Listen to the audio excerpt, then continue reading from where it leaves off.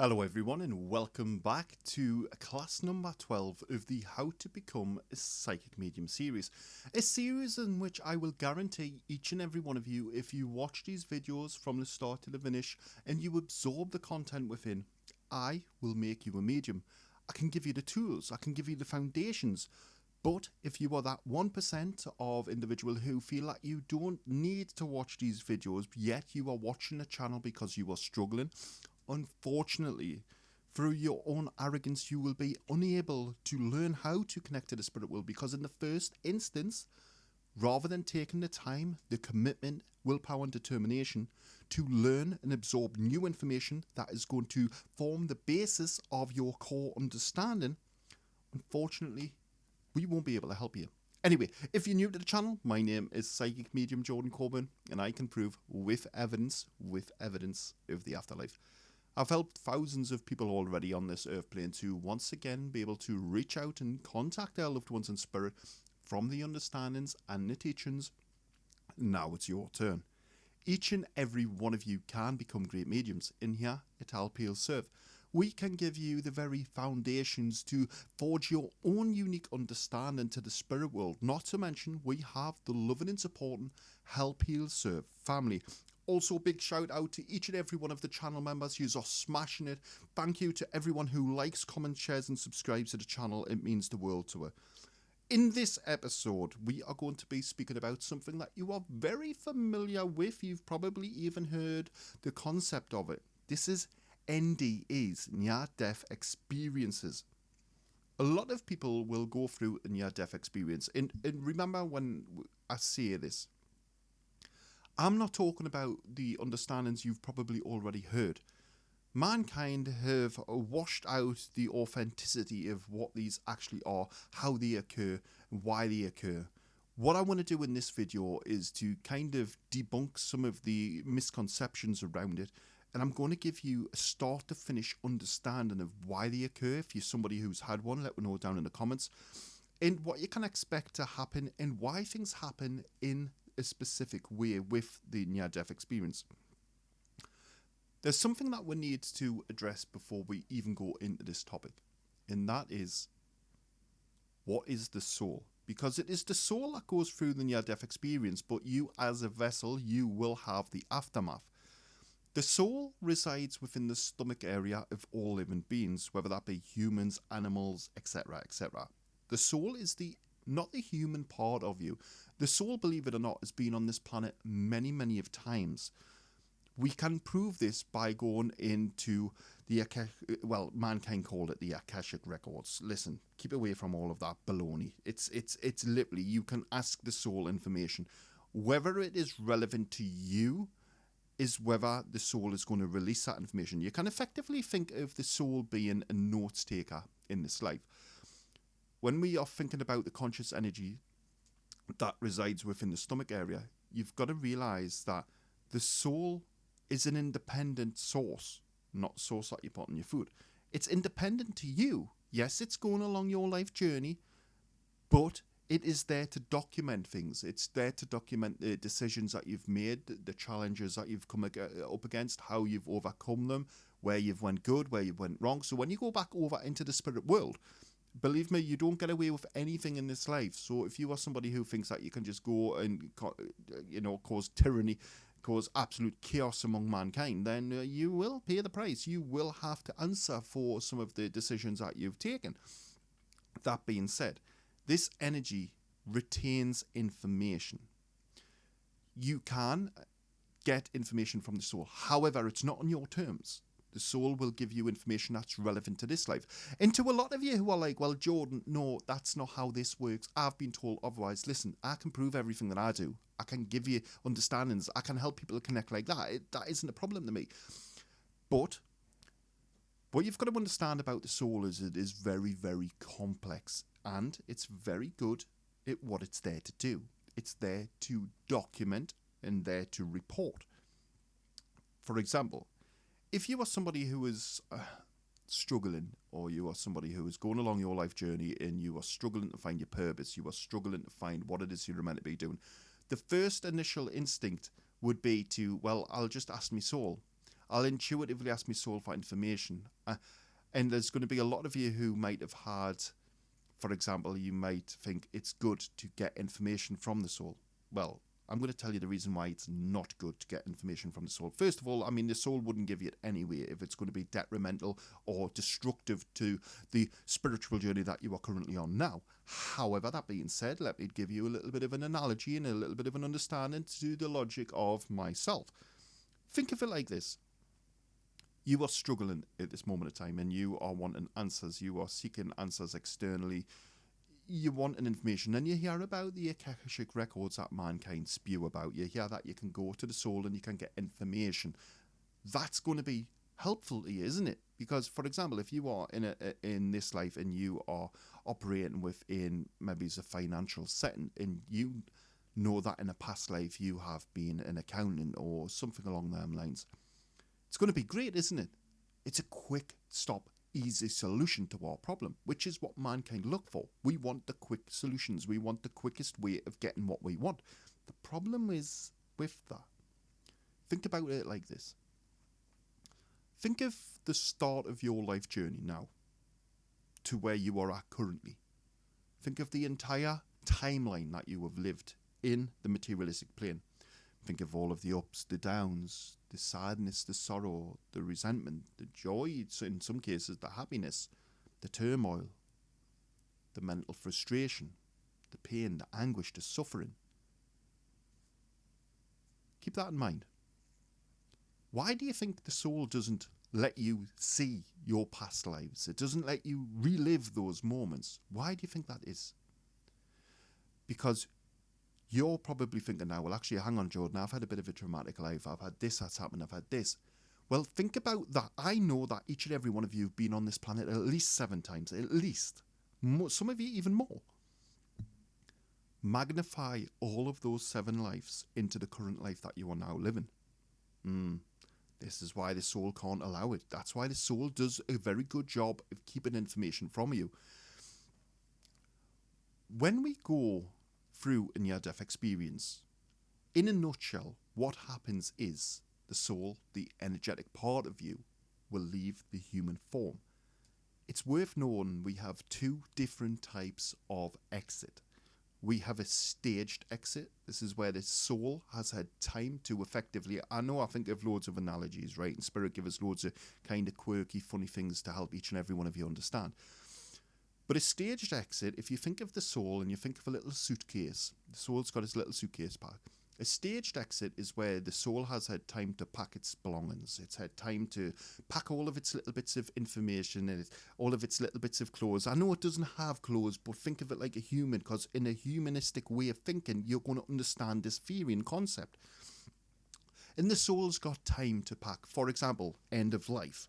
We'll go to a care home, that's for end of life, or somebody who is struggling with an illness, and it's imperative that they are going to die in the coming weeks. Unfortunately, I know it's probably a bit of a sad topic for a lot of you, but that's the reality of the world to which we exist in. When the soul has time to effectively make, you know, a lot of you would say to make ends meet, to cross the dots, to the I's, and all of these different things. When the soul has time, it will strategically get ready for the transition back to energy. That is a staged exit. It happens all of the time in care homes, all of the time when people are coming to the end of their lives, and it's staged. It's meant to happen in that way. We also have what is called a forced exit. This is where the soul effectively, Spirit are showing us, the soul inside of the body is being shaken. It's like, get out, get out. And whilst that's kind of a funny way to look at this, will happen a lot of the time when there's been a fatal car crash, or there's been something where somebody's life has been taken from them. They were not aware in those moments that their life was going to be taken. This is a lot of the time where you will have near-death experiences. And what happens in a forced exit is the soul isn't ready The soul isn't prepared. Whilst the soul is energy, and whilst the soul is ready and always wanting, fun fact, right, to each and every one of you, the soul doesn't want to be here. The soul can't wait to get back to spirit. It can't wait to go and grass on you, snitch on you, tell all of the stories about what you've been doing. And yes, spirit are watching, so they already know anyway. But the concept of the soul is it's going to feed that information back. It's going to show spirit in a more physical way all of the attributes to you as a person and to a soul that you need to refine. So we know that the soul wants to get back to spirit as quick as it can. It can't wait to get back to spirit. The reason why it can't just go willy-nilly back to spirit is we have around us what is called an auric field. The auric field is a low-frequency energy that it radiates from the beating heart. It is produced by your heart, rhythmic beat of the heart. It's the energy force field. If you think of planet Earth, right? Think of planet Earth. And think of what planet Earth has around it. It has the ozone layer. This is a great example when we are speaking about the auric field, because the auric field encompasses the human form. Just think of an energy, just think of an outline all around me now. This is the auric field. And also, now where's my prop? Oh, it's all the way over there. But if you think of this lens cap off the camera, right? And you think, this is my soul. My soul's not black. Souls are white, by the way, if anyone's wondering what colour the souls is. And what you'll see is this, my soul wants to leave, but it can't leave. As long as I've got a beating heart, that soul is there. It can't go anywhere. And Spirit hates saying this, but it's going to be a good reference point for each and every one of you to understand what I'm trying to portray. The soul is imprisoned by the auric field. It can't go anywhere. When we have a forced exit, what will happen is the soul can leave. It's like, yes, I'm back. Think of a hand coming out. It's reaching out to the spirit world. It's like, yes, I'm coming home. And then whoosh, it comes back down to planet Earth because the heartbeat or something's happened and your body is operating as it should. Yes, in some capacity, it may not be in the way that you want it to be working, but as long as you have a beating heart and as long as you have the ability to live, then the soul cannot leave you. It's got to be with you.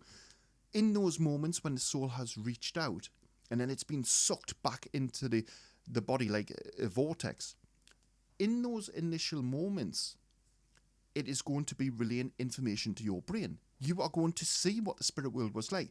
You might see majestical lights. You might see angels. You might see all of these.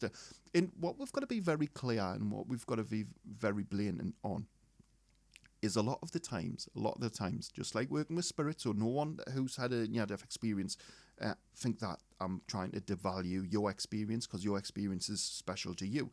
But what I'm trying to say is that when it comes to near-death experiences, a lot of the time the brain is a very powerful piece of equipment, and it will and does reveal things that you want to see.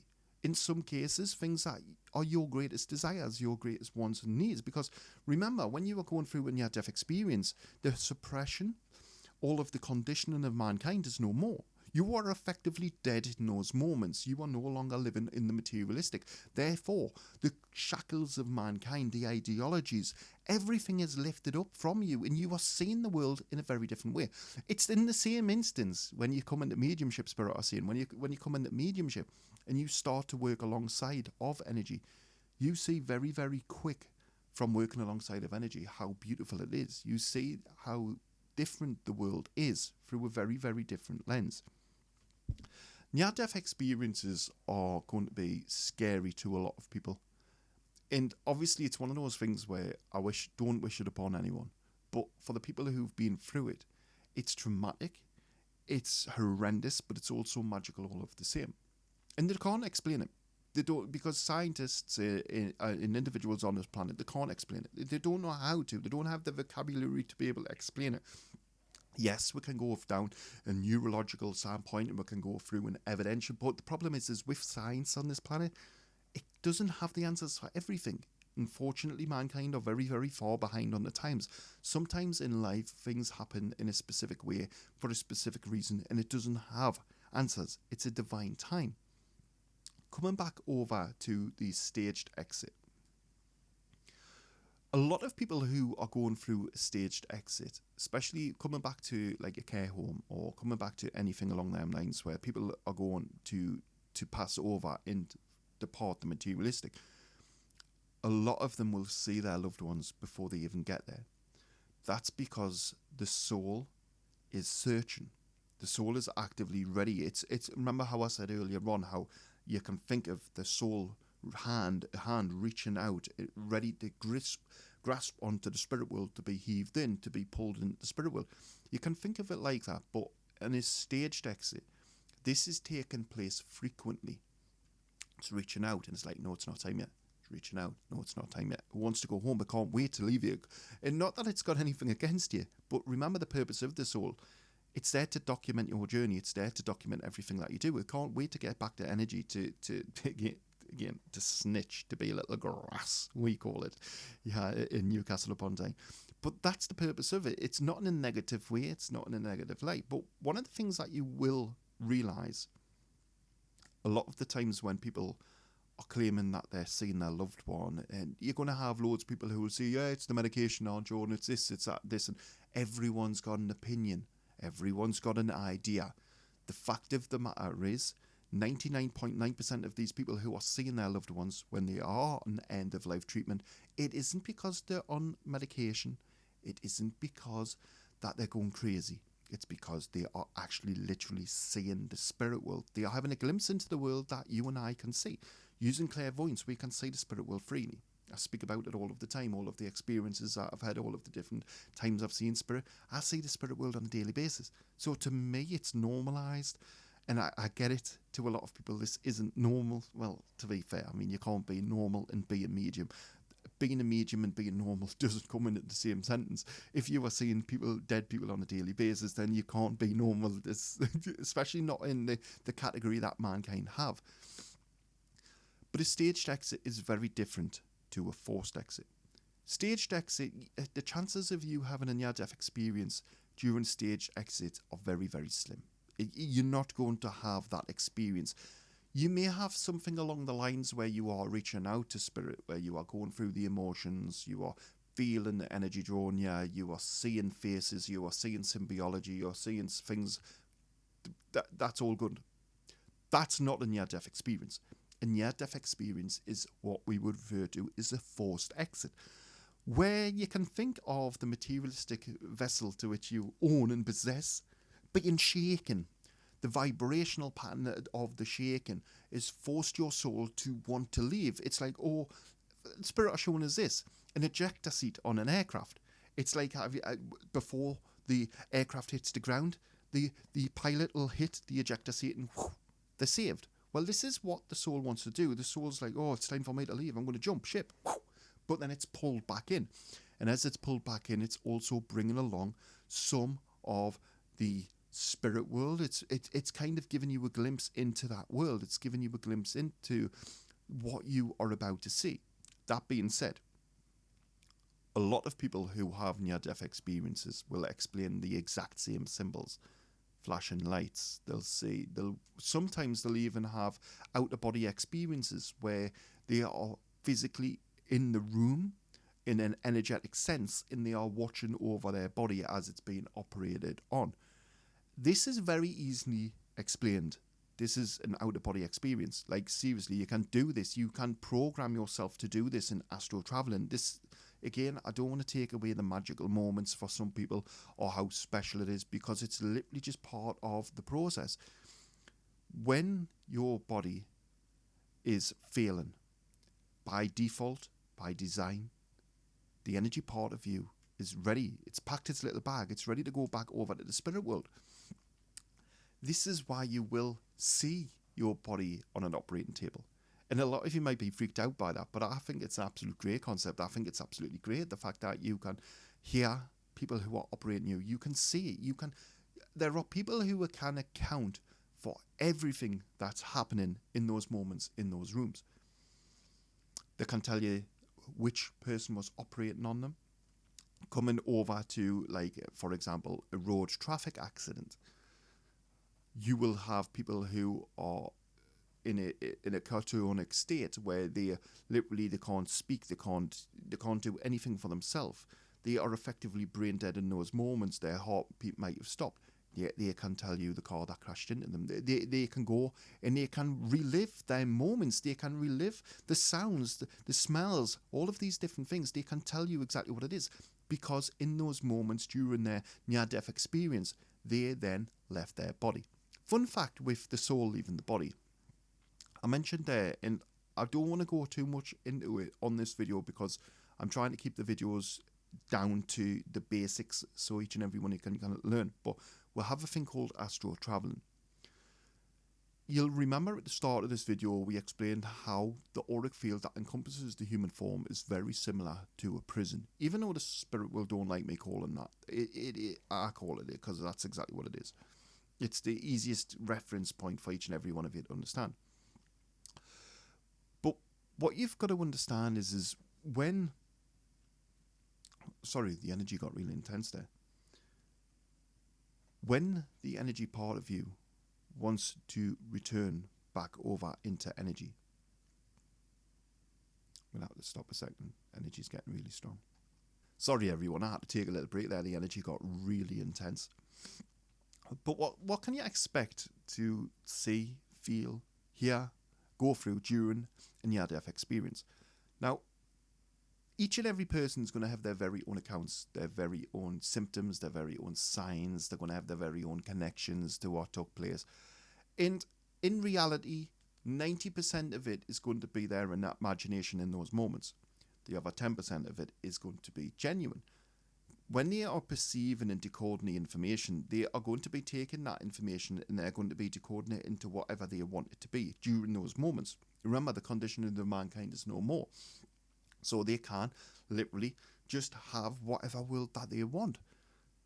That being said, the other 10%, which is genuine spirit, you will always know when you've had a near-death experience with the spirit world. The energy is really strong on this video. You will always know when you have had a genuine experience from the spirit world because it is irrefutable. You have seen your loved ones. They have greeted you. They have welcomed you. None of these angels and none of the things that mankind depict. And a lot of the time, when you go through a near-death experience, what you'll actually find is it's normal. It's not so far out there. You don't see dragons. You don't see angels riding carpets or all of these different things that mankind would depict. It's special to you. It's normalized to you. And why is it normalized? Because it needs to be understood by you as a person.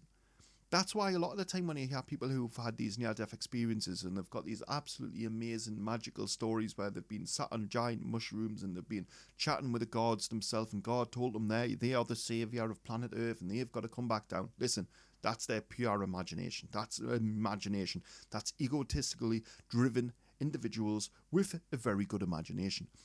When people tell you that, well, actually, in my near-death experience, I experienced seeing my family, I sat with them, I seen them, that's because you return back to spirit. That is a genuine near-death experience.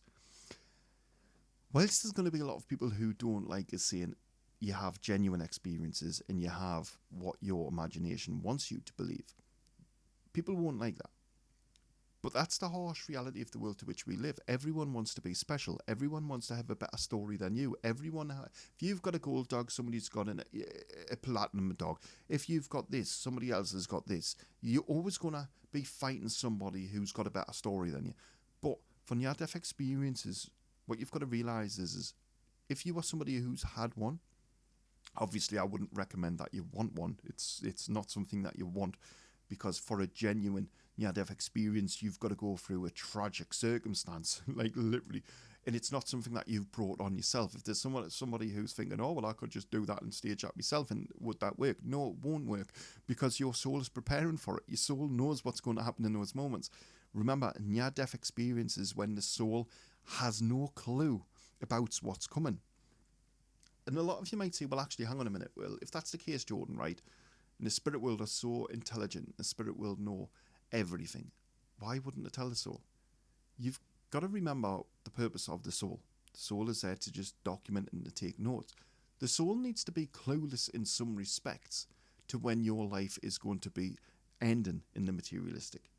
Because whilst, yes, spirit will know that you are going to die in a tragic accident or this or that or that or that, will they tell you? Of course they bloody won't tell you. And there's a lot of you out there who'll probably think, oh, well, they do tell you because this person said. Listen, why do you think the spirit world wouldn't tell you that? Ask yourself the question. What are the spirit world there to do? The spirit world are there to help you to live your most fullest and live out the best potential that you possibly have whilst you go along your divine spiritual path. Therefore, telling you when you are going to die, does that fit in with that narrative? Telling you when you are going to die, is that helping you to succeed? Of course it's not. It's going to prevent you from doing what you need to do. It's going to prevent you, and a lot of you might say, well, no, it would help us make men's meeting, it would help us with this, but no, it's not, because that's not living your life. Your life path and your life journey that you, by the way, it's you who is the master of creating your own destiny. It is you who's sculpting the road ahead, not the spirit world. You didn't come to this planet with plans. You didn't come to this planet because it's all been, yes, you will have milestones, but milestones are very, very different to what you would be thinking of. When you think of coming to this planet and the spirit world's being sculpted as and planning things, yes, they do, but not in the way that you're thinking. You're thinking that your journey has been engineered. Every decision that you make has already been pre-planned and predetermined. It doesn't work like that. Seriously, everything that you have done in this life up to this point of your journey has not been scripted. It has not been planned. Yes, some of it may have been engineered. The spirit world may bring circumstances to you. They may take people away from you. And that's not because they're nasty, but a lot of the time, when people come into mediumship, they find very, very quick how fast your circles will change.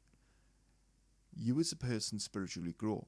Therefore, as you go and you spiritually grow, people around you who don't serve your greater good can't be there. They can't be part of your circles. And this is why the spirit world will actively encourage them to move on. Sorry, the energy's been really intense on this video.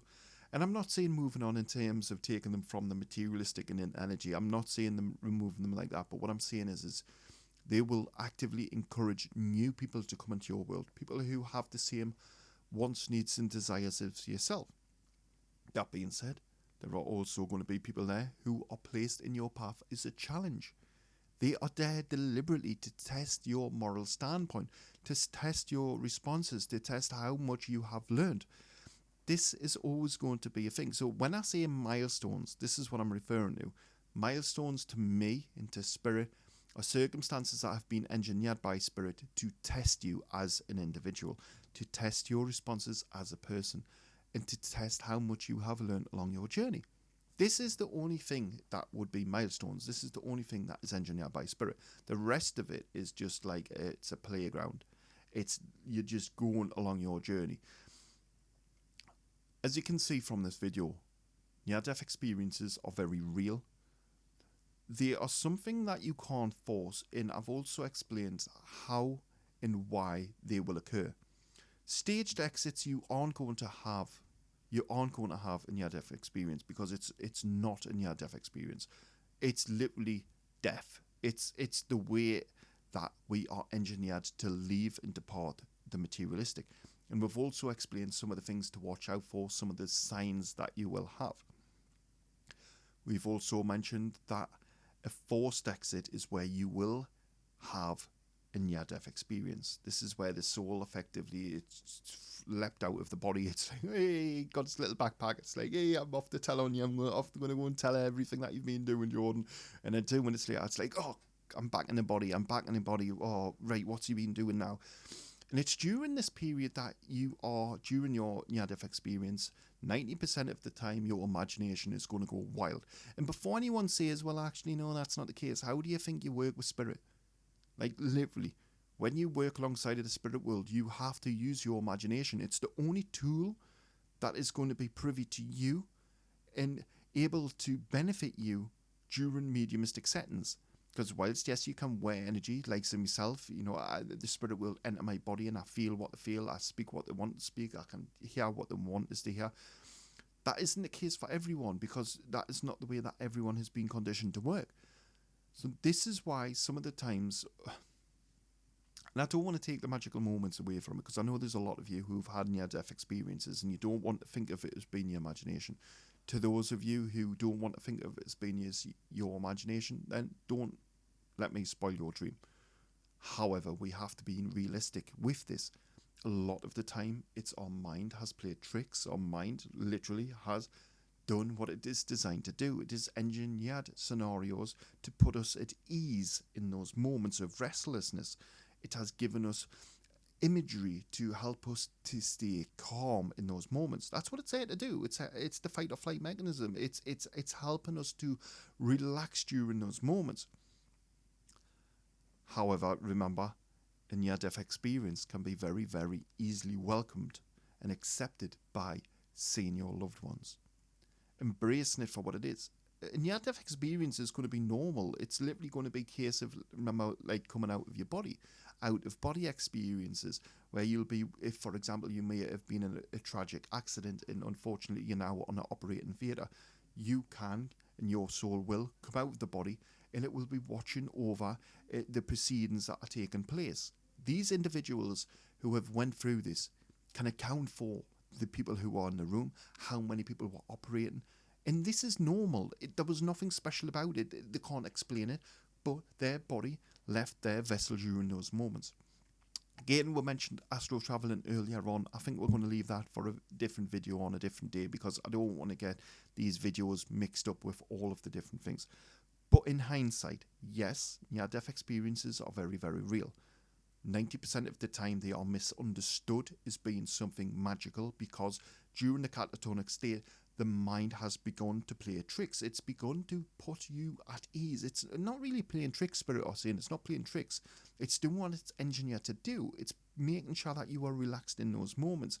You are going to see angels because you have been conditioned on this planet to believe that angels have these big wings.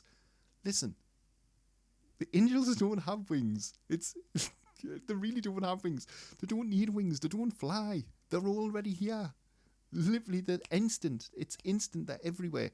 But mankind depict them with angels having wings. So when you go into your near-death experience, you're going to see loads of angels flying around with wings, because that is the way that your brain has determined it. Anyway, before I go into a rant about mankind's ideologies and myths about how energy looks, I think you can get from this video, near-death experiences are very real. They can be game-changing to a lot of people, because we often see this a lot of the time when we're coming into mediumship, how your little bubble, when you set upon working mediumistically, your little bubble that you have come to know, everything in your world that you've come to know, love and adore is destroyed. Because you then realise that, actually, hang on, for the entirety of my life living, I've believed in this. This is what science has told me. This is what my educators, my teachers, my family, everyone have told me. But now, I have seen that everything that I have been told has become a lie. I've seen through the darkness of mankind, and I've seen into the light of spirit. I've seen a completely, and this is where it becomes very confusing. This is also why near-death experiences will become very, very traumatic to a lot of people, especially if you've had an authentic, remember, there are imagination side of things, like a dreamlike state where it's just everything's fluffy-duffy and you've got all these, and then you also have the harsh reality of actually visiting the spirit world, seeing your loved ones. Often when you see your loved ones, it's going to be through clouds of smoke. It's not going to be just there in front of you. Often it's going to be they're in clouds. They're surrounded in smoke, and spirit are showing us they'll just reveal family members to you one at a time, just so it doesn't overwhelm you. This is spirit. This is the reintroduction phase. This is where you are now starting to see the spirit world. Once again, you are back with energy. Then you will become back in your body, and because you've had a taste of that, because you've seen that, you can't explain that. It creates more problems, if anything, to be fair, Spirit are saying, because you now know that that's real. You now know that you've been through that. A lot of people don't believe you. A lot of people won't accept what you are telling them. However, we know it's true. We know that you've been through it. And one thing that I would say here is to take from it, to remember your purpose. The fact of the matter is that you've went through this life-changing, this traumatic experience, and look where you are now. Look at the journey, the path that you are currently on. Look at the individual that you have become and you have blossomed from it. Try not to think too much about the near-death experience. Try not to look into the scientific part of it.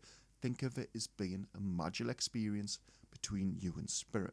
Even if you are the before mentioned where you've literally just used your imagination, listen, don't let me stop you, because in those moments, mankind's suppression, the conditioning of mankind, is no more. So you've embraced and you've experienced what you want there to be. So enjoy it, embrace it for what it actually is. Again, you know, it's one of those things where we've got to be real about a lot of aspects. Don't let me take away the magical moments for yourself, but all I wanted you to know is how it happens, why it happens, the 2 stages of leaving the human vessel, and why in the forced exit it will become paramount that near-death experiences will occur. If you did enjoy this video, remember to smash that like button, subscribe to the channel. If you like this video, remember to check out the videos pinned at the top of the left and right. Let me know down in the comments how your near-death experience went. Unfortunately, I know I'm smiling, but you've went through one. Share it with the community, let everyone know. And until the next time, bye-bye for now.